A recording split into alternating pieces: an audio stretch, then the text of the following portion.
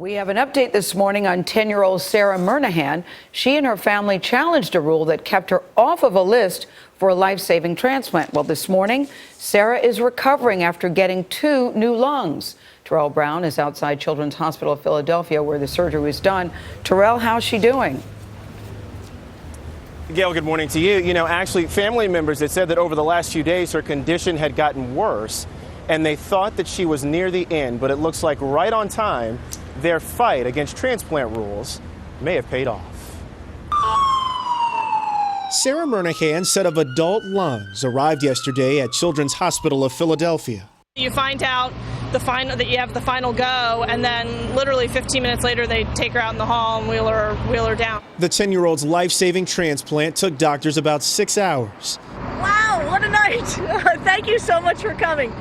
Sarah's out of surgery. Afterward, her aunt, Sarah Murnaghan, said it was a success. They're doing great. Everyone is so relieved and so happy, and we can't believe it. You know, we've fought for this for so long, it's hard to believe it finally happened. End-stage cystic fibrosis had left Sarah in a medically induced coma since Saturday. She's now recovering in intensive care. Without being able to get adult lungs, we would have lost her. The family learned Sarah would need new lungs last month when doctors said she only had weeks to live. Sarah was at the top of the list for lungs from a child donor. But because she's under 12, transplant rules made it nearly impossible for her to get adult lungs, which are more readily available. With time running out, her parents filed a lawsuit challenging the policy. Last week, a federal judge ruled in their favor. She undoubtedly got preferential treatment.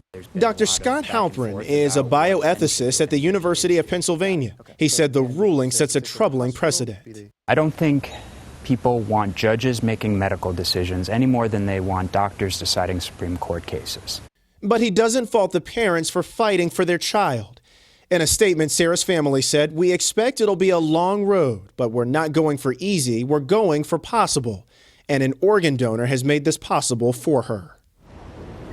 The Cystic Fibrosis Foundation says that a lung transplant is not a cure, but about 50% of the patients who have the surgery are alive 5 years later. And Sarah's biggest challenge at this point is the possibility of her body rejecting those new lungs. Charlie, Gail.